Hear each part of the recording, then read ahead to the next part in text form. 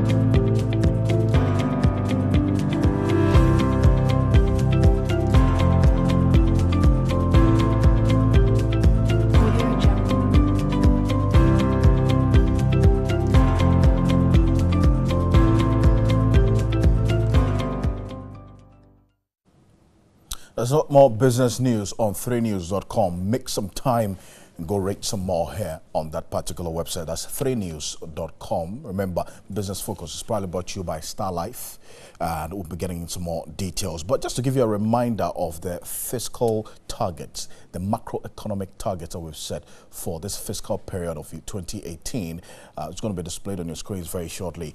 Now, interest rates, that's inflation rate for July 2018, 9.6%. It fell by 0.04% for the month of July. As was indicated, it was 10% in the month of June, now reduced to 9.6%. The policy rate at June 2018, the last time the Monetary Policy Committee of the Bank of Ghana met, still maintained at 17%. That is what you have now on your screens. And there's a lot more on this as well on 3news.com. But let's get into what we're talking about today. Lots of you woke up this morning, visited the pumps with a reflection of a 2% increase in the price of petroleum products there in your pumps. Let's now go to recall exactly the expectations and indeed the reactions that lots of you had and greeted with this particular increases in petroleum products. We hit the streets, visited some pump stations, and this is what we found out.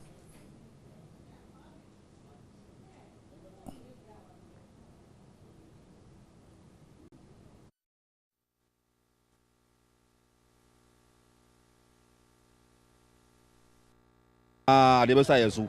We are not for the catcher say your bar for no wait so. I'm about low prices fra. So no buy boom price no e call high pa ntimi entofo ntimi nya dwuma bia. Abanu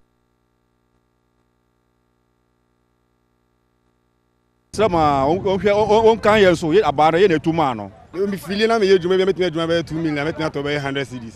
Say me 150 cedis. First me feel ya and then me nya me feel dia me nya 100. Metimi for say me ye dwuma me nya 6 me nya petrol me nya de kakrebi. Parce say de watu mu die dwuma ni de dwuma no so ni ho. It's clear that many people are not too happy about this particular development. Already joined me in studio is Dan Kanamwa, who is Executive Secretary of the Chamber of Petroleum Consumers, COPEC, and then also I have Megdad Mohammed, who is also a Senior Research Analyst with Institute for Energy Security, IES. Gentlemen, thank you very much. Good evening to you. It's great to have you. Thank you very much for hosting us. Good evening and good to see you. Thank you. Now, it's the sentiment there resounding. Many people thought that, look, there should be a way around dealing with this particular increases in consistent increases in petroleum prices. Where do we take it from, Megdad, from your perspective? Well, thank you very much. For us at IES, this increment didn't come as a surprise. Because first and foremost, I think on Tuesday, our window-by-window analysis showed that the increment was to be expected, barring the intervention of the National Petroleum Authority. And indeed, it did happen. And you know, when, for Duncan, with the consumer's side, Duncan would deal with that. When fuel prices move, a lot of other things move along with fuel prices. And so it is in order when you meet a lot of people raising questions, asking why the increments, what is happening and all that. For us at IES, the discussion about the increments and what has necessitated it up to this very moment is something we are not even prepared to have, because a year ago we kept trumpeting together with COPEC, ASEP, that there was the need for us to have a real look at the price build-up as it is. Absolutely. Given we have some constants in there and we have some variables, and we believe that some of the constants in there are nuisance taxes. We believe they have no place in the price build-up, and if government was bold enough to do away with it, we could have some relief for consumers.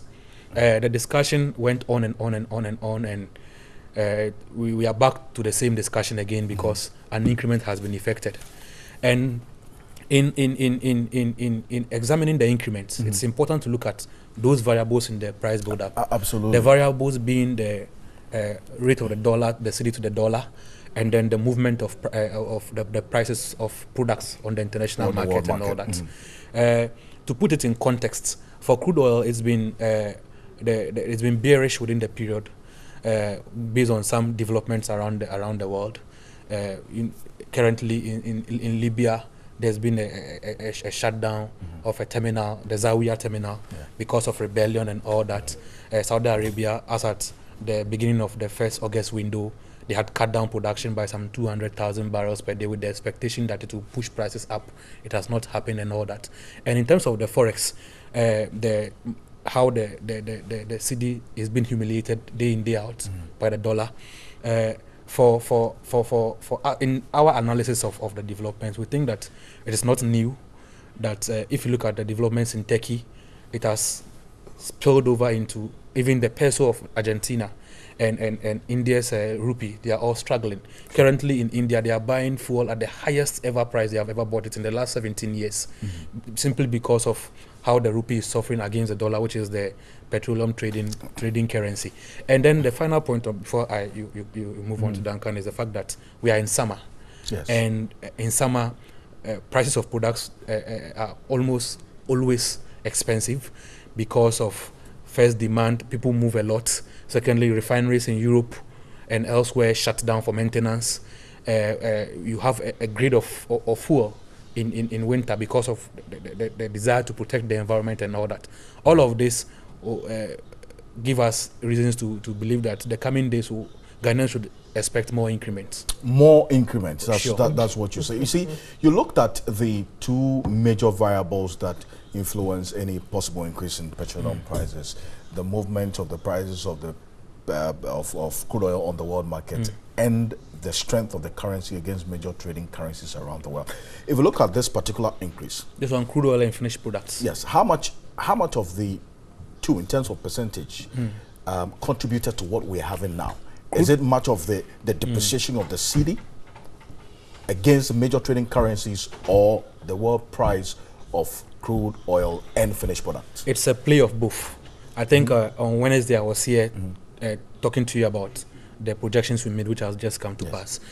First, for crude oil, for this particular window, crude oil has rather even fallen slightly from the previous window. It was selling around $72.81 per barrel, $74 to, And that's why I'm actually now asking, to because if really 72.81 as at the time that we did the projections. But for finished products, gas oil went up by 1.84%. Gasoline went up by 3.04% within the window. And the cedi depreciated by some 0.64% as at the time of our release. But subsequently, it's depreciated further by some 1.62% within the period. And all of this matter because first, we don't buy finish our products in cedis. You would have to use street economics, melt a lot of cedis to buy a few dollars, and then you bring in the products. And when you bring in the products, you're not selling them in dollars, you are selling them in cedis. So if the prices have gone up, first and foremost, which is the gasoline 3.04%, gas oil 1.84%, and the cedi depreciated by first 0.6%, and then 24 hours later 1.64%, and you are also using that trading currency, you can be sure that your consumers will pay more in a deregulated market. That's where it is actually demand and supply play together. Absolutely. It is the deregulated market bit that I'm coming to you, Duncan, on, because your statement that you issued ahead of the reflection of this particular increase of 2% this morning was for a call for a national dialogue on this consistent increase in the prices of petroleum products. McDad says we shouldn't expect any reduction anytime soon. How much of an impact will this national dialogue have, especially when we're in a deregulated market where it is the market forces of demand and supply that determine what happens in this market? So really, what is it with the national dialogue? Thank you, Alfred. Indeed, we are of the esteemed opinion that these increases are not in vacuum. They are happening as a result of certain interactions, both demand, supply. Of course, you are also talking of a weak local currency. And again, what happens on the international market, like McDad says, we don't have much control over activities in Iran, Turkey, the major oil producing blocks. We don't have any control. There is, however, a dichotomy between how much we earn as a producing country and how much the international market throws at us. And so when prices go down on the international market, don't forget that Ghana as a producer also loses some good monies. True. And so the inverse or the reverse is also the case. When prices go up on the international market, your local revenue or local economy is supposed to do well because you may be getting some enhanced or unexpected inflows from your petroleum exports. And so we have said, if the first scenario, which is when prices go down, world market prices go down, government does not get its projected, revenue. In 2015, we had projected as a country in the budget that we're going to realize $53 a barrel. We ended up around $30. So in December, we had to go back to Parliament through the ESLA again to insist that Ghanaians should add something, and that is where the SPT even comes in handy. Right? So we enforced and reinforced the taxes to bring fuel prices to a certain parity, which we did because government had projected a revenue of $53 from our petroleum exports. It's interesting you mentioned the SPT because IES has maintained the position that should be scrapped. Indeed, the relevance of it we don't think any differently. We are saying that if world market prices, when they go down, you can go to Parliament to ask for Ghanaians, the trotro driver, to shore up your revenue because your projected 53 cannot be met or realized. You are getting 30. And so there's a difference, in petroleum revenue of some $20. That is fair and good. Now, what happens when you also make a projection for, say, 2018 at $63? And you get 70. And you gain above 70. It's just fair that... It is just fair and natural. That you let us also experience... get some reliefs or some rebates from those windfalls that you are making. So simple economics. So why is it not the case? I'm sure most of us have not averred our minds to those issues, and for which our political figureheads would most likely get away with it. If it should get to 100 under the current pricing circumstances, Ghanaians cannot move their vehicles. If at 70 today you are paying 22 cedis plus, if it gets to for a gallon, if it gets to 80 and the city continues to also wobble the way it's performed over the past 4 months, if it gets to 90, gets to 100, 120. Alfred, only God knows how much our Ghanaian pumps may be charging if you continue with the present fuel price and mechanism. And so we are saying that there is the need for an immediate dialogue so that we just oppose deregulation on paper, right, with deregulation in practice, in reality. I see.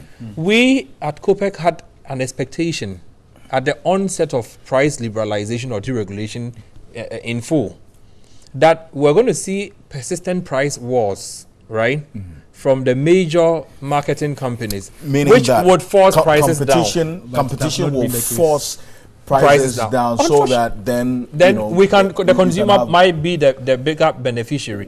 Unfortunately, what we have seen are shadow pricing schemes. So most of the time when there's even a pricing window in place, a certain big boy would have to set his price and all others play around it. One peso difference, one peso variance here and so the positives, right, expected positives in real terms that we expected to get from the deregulation practice, we are not getting it. Unfortunately, the negatives rather seem to be rearing its ugly head. If you recall, there have been instances where they've made projections for fuel prices to go down. It doesn't go down because then the excuse is that we were already making some forex losses, and so we couldn't. There's actually been instances where you project an increase, and then it doesn't go. It doesn't. You see, it is maintained because of the interventions that would. You see, one of those things. So I have said that as part of the national dialogue, right? Let's look at the deregulation holistically. Is it as we want it to be? Can there be modifications? Can we fine tune? Can we add or subtract? That is one leg of the argument. Okay. Again, the forces of demand and supply. Would Ghana be better off if we got our importers together, right? Such that instead of doing 10,000 metrics, me doing 20,000, you doing 30, let's do 60,000 together. That way, economies of scale is likely to set in because when I go for 60,000 bargain, I could bargain from a position of strength. And so we need to have a second look at a lot of these, interplays. And we believe that if the government should make some genuine concessions to say that, look, if our projections are 63, is overrun by $5, we will keep 3, but we will throw 2 back to the consumer to at least cushion the system and ensure that price escalations are even minimized, even if there will be any at all. Unfortunately, when it serves the government good, they will recover fully and ask us to pay. When it's supposed to serve the consumer, the same government goes to parliament to say, look, we are not getting our revenue, so add some of your money to us. That is not fair practice, and we think that we need to get to the So that's one of the things you intend this dialogue to address. McDad, if what both of you are saying is anything to go by, if we should still maintain this price mechanism, then clearly the consumer, that's the one watching me now, will definitely be at a disadvantage every other time. How much of a difference will it be if we have a Tema refinery now coming in with full-scale operations, as has been projected by this particular administration? It's one of the elements I'm able to talk about anyway. But before then, you see, for the element of taxes, Right. today, that SPT, the special petroleum tax, that 46 pesos in the price build-up, if you take it off, it's possible to buy fuel at about 19 cedis or 19 less. cedis Yes. for a gallon. That would mean that the 4.95 cedis per liter will have been selling around 440, 450 thereabout. I mean, this is something that will make a great deal of difference. That will make a great deal of difference, and I think that the movement of fuel prices has nothing to do with politics, but the dollar is influenced by policymakers. Sure. Obviously, the MPA head is a political appointee, so we know that a lot can be done. So when we clear that part of it, we can have a meaningful discussion that, okay, we are reducing the constants in the price build-up. Now we can look at how well we can use sound policies to address the variables. Now, on the Tema Oil Refinery, you talk about forex and all of those stuff. When you have an efficient refinery, a refinery which is running and producing optimum, you will be able to feed the local market. And one thing too, we also I spoke about when I came here during midday was the issue of BOST as a strategic reserve holder. Over the period, BOST was doing something right, but when it came to some part of what it was doing right, it did the wrong thing. When you hold strategic reserve stocks, especially, let's say for this particular moment, when prices have gone up, BOST could have released its products fairly and competitively to all BDCs who are willing buyers, not necessarily to one particular BDC to create an unfair advantage for that particular BDC. What it will do is that prices have gone up. Already you have, BOST may have 2 million metric tons or 1 million metric tons or 800,000 metric tons storage for some 3 months. It releases to the BDCs. So for that, for the period, it will keep the system running and sustained, so that consumers are not hit by the sudden increment in fuel prices, because the products BOST will be releasing will have been products they bought at the previous trading prices, and they will sell it competitively to all the BDCs fairly. Now, when you have a Tema Oil Refinery which is functioning, you can have a kind of local partnership where state institutions support each other. BDCs can buy into the working of the refinery. They can get in products for the refinery to be functioning. That is, if the state does not have the capital to first and foremost clean the books of toll. Right. So a functioning refinery goes a long way to cushion the consumer, because the cost of even the dollar, for example, you talking about forex differences, where you produce domestically, you have your BDCs taking supplies from a refinery.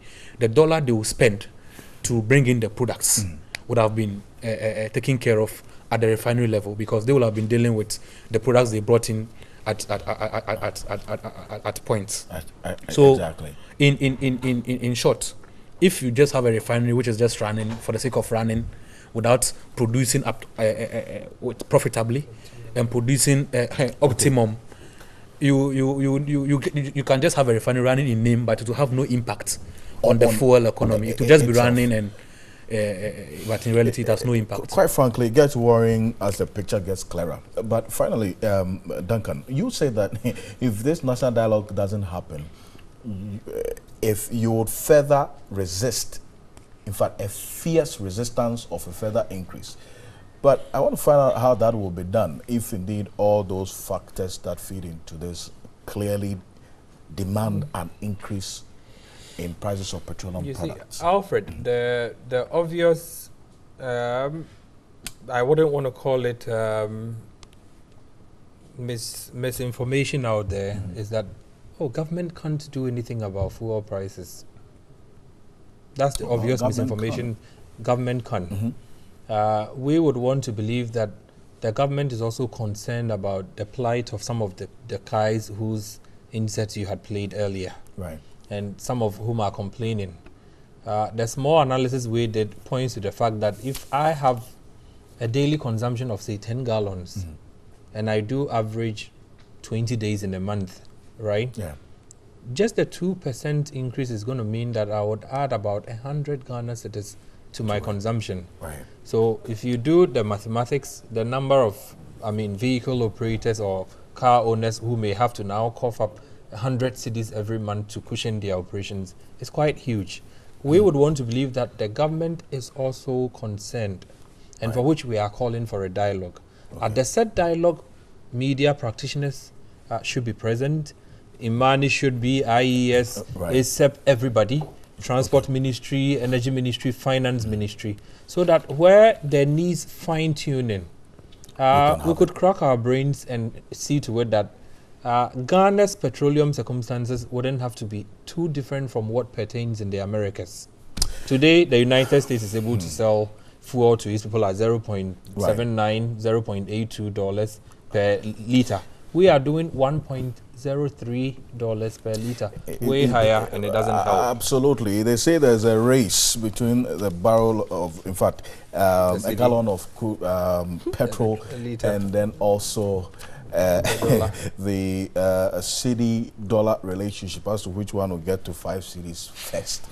I hope we don't get there anytime soon. But gentlemen, I want to thank you very much because this national dialogue is important. It's something we'll have a conversation on. Medad, I'm so grateful as always for making the time to be here. And Duncan Amoah, thank you so much. He's the Executive Secretary of the Chamber of Petroleum Consumers. Medad is the lead researcher at the Institute for Energy Security. They joined me up today here on Business Focus. But in the meantime, you still have to endure this 2% increase until further notice. But we'll be back shortly after this quick break. Do stay.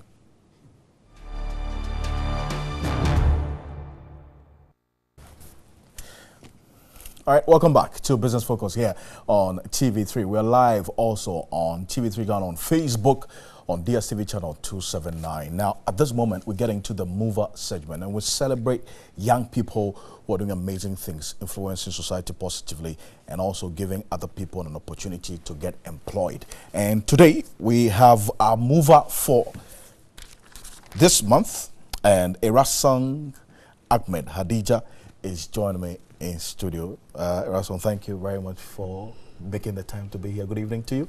Good evening. Thank you for having me. You know, I was finding out the meaning of your name, Erasung. What's the meaning of Erasung? It's the first time I'm hearing this. Do good. Yes.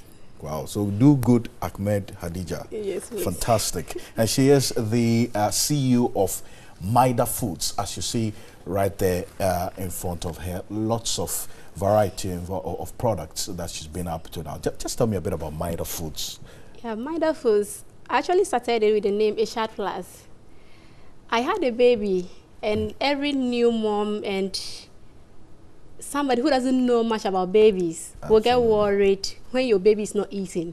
She breastfed for only 3 months and was like, she doesn't want to eat again. Wow. She refused breastfeeding, actually. She virtually refused, and she was growing lean and small. So I was like, okay, what can I do? You're supposed to do exclusive breastfeeding for like 6 months? For 6 months, yes. So I got worried. I went to our midwives who were taking care of us and complained.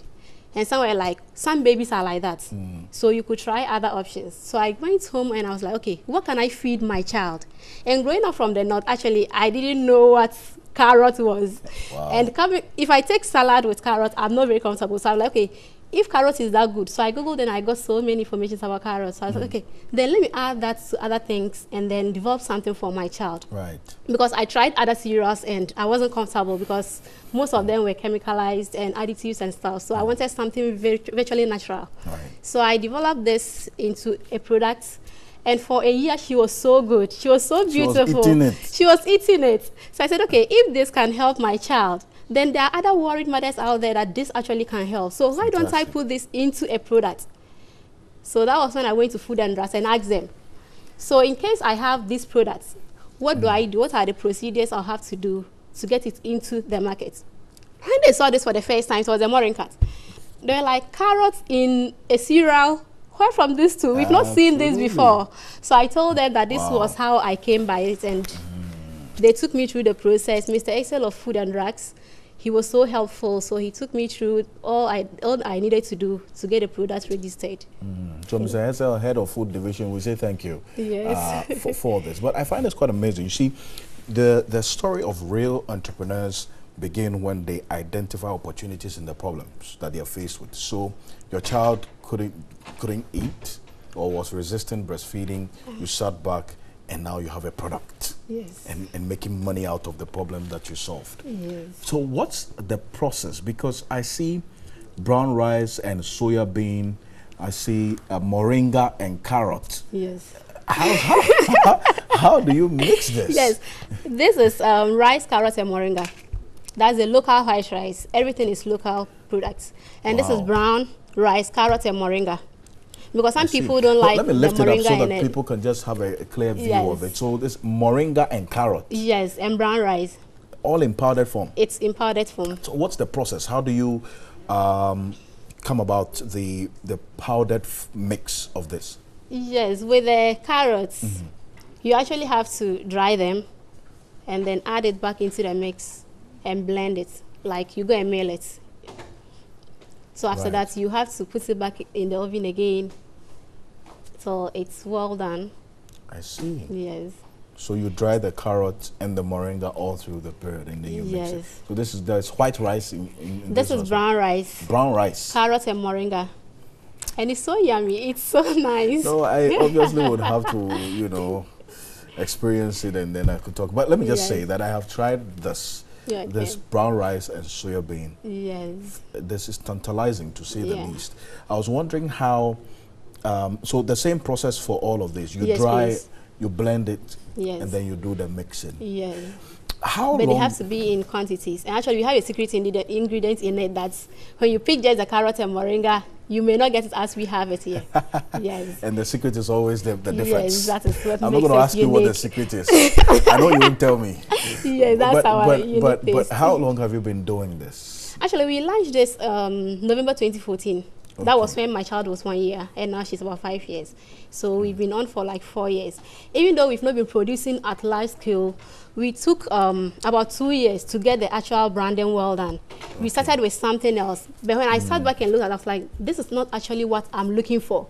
I'm actually looking at exporting these products. We should be able to have our product in major shops outside the country so we can have more money coming into our country, not just we buying from outside. So I was like, okay, what can I do to get this right? So I sat back and did some analysis with some people, and we came out with this brand, the new design. I see, because the branding is also, on point. I mean, so viewers, what you see on your screen is the finished product, or how it looks like, and the nutritious nature of it for your babies especially. So you started locally, but you're thinking globally. Yes, you want to export this. And that's what led to this, because packaging is fantastic. Thank you. From what we do see here. Yeah. And so since 2014 till now, so roughly say 3.5 years thereabout, you've been doing this. How has it been for you? Oh, it's been Clearly encouraging. You might have faced some challenges. It's been encouraging, but lots of challenges. And every startup, it's financial. Absolutely. Yes, because we need a production premises, very big one that we can have more hands, employ more people, because now our country is like almost everybody's looking for a job.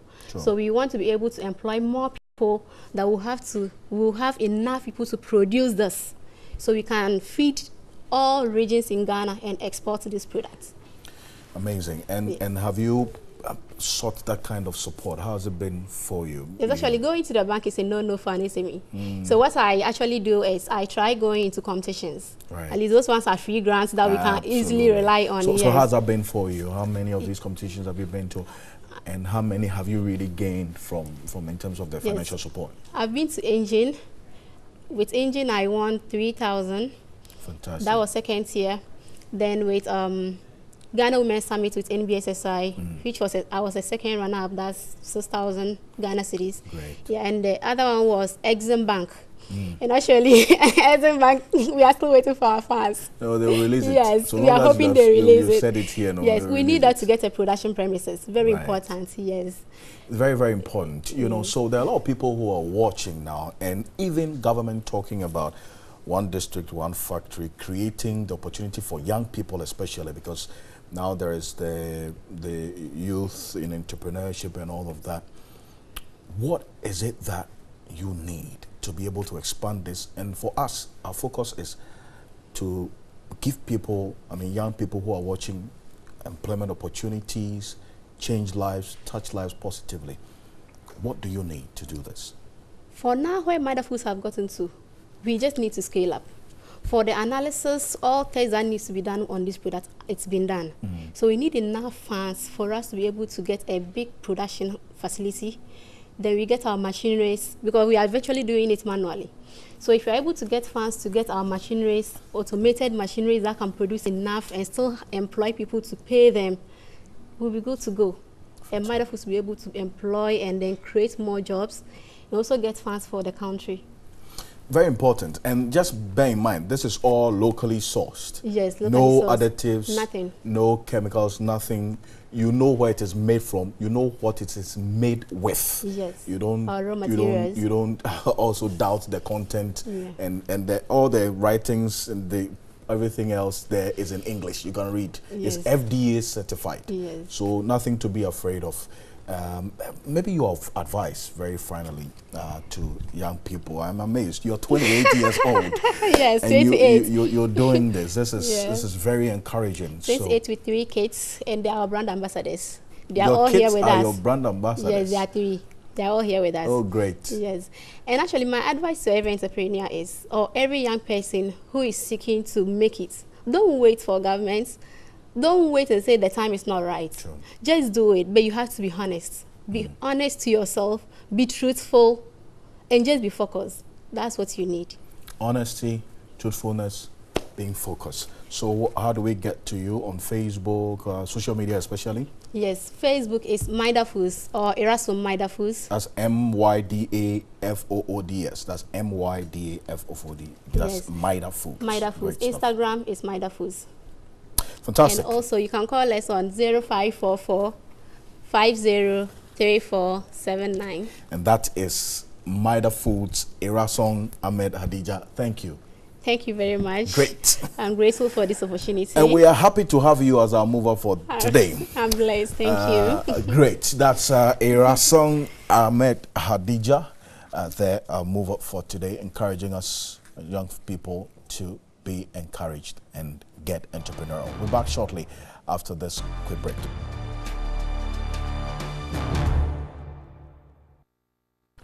Welcome back to Business Focus. We talked about the strength of the currency and the influence it's having on the increases in petroleum prices as you've been experiencing. Winslow Sakifio is here with us. He's with First Bank, Head of Capital Markets. Winslow, thank you for joining us this evening. Let's now get into, first of all, maybe the stock market to start with. How has the stock been performing over the last period ending Friday? So far, we are seeing the stock market picking up. Volumes have picked up. The prices are also picking up. And as we witnessed last week, the big banks are providing the support currently. And it's understandable given the times we are in. Yeah. It looks like the big banks are the ones who would be able to meet the minimum capital requirements. So they are sort of propping the stock market currently. I see. So big banks mean that's obviously Barclays. Yes, Barclays. But the listed Stanchart. ones, we have GCB, Stanchart, EcoBank. Yeah, those are the 3 that are Listed really and pushing the actually market. Yes. I see. That's pretty interesting. So then, where does I know CalBank is also listed. So, what is the performance there as well? Yes, CalBank is one of the most actively traded stocks, and I think from their AGM this year, they indicated that they have just about 25 or 30 million to meet the requirement. So, for them, they are in the clear, and CalBank has been putting up very, very good numbers for some time now, and they are also doing good on the stock market. But it looks like the interest in Cal is a bit high compared to the other stocks. Three that you mentioned. Yeah. Pretty interesting now. So let's go on to the currency, because earlier the discussion was about the strength of the currency being one of the major determinants of the price build-up in the petroleum products. So how's it looking now? I must say that the cedi has lost ground a bit. Last week, I was saying it was around 6.03 depreciation. Currently, it's looking at 6.33. So there's been a slight shift in the value of the cedi. And for now, as in a depreciation. A depreciation. It's not very significant, I mean, compared to levels we've had in the past. But it's a bit worrying because it is happening at a time where the other fundamentals are a bit shaky. And I am not surprised that it's feeding into the fuel price build-up. Unfortunately, crude too is not falling to the levels we want it to.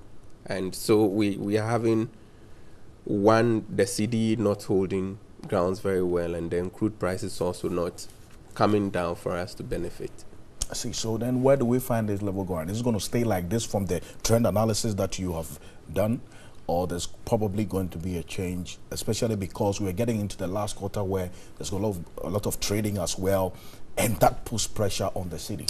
Yes, we are looking at currently the dollar trading at 4.7, 4.8, and I know analysts are saying that we'll hit the 5 mark. It's a bit... I mean, 5 cedis? Yes, scary, but...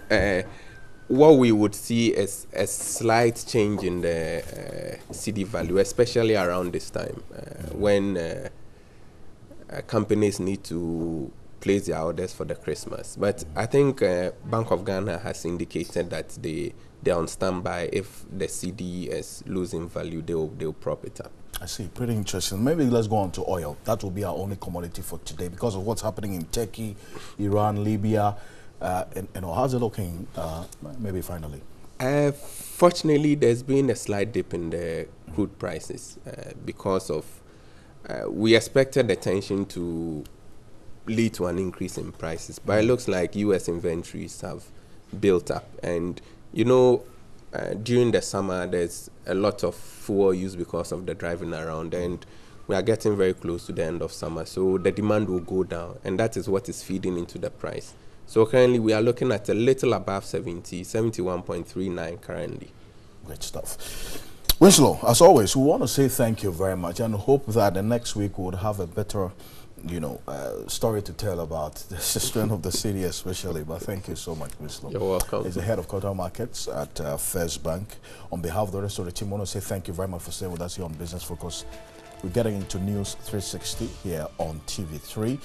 My name is Alfred Okansi. Good evening.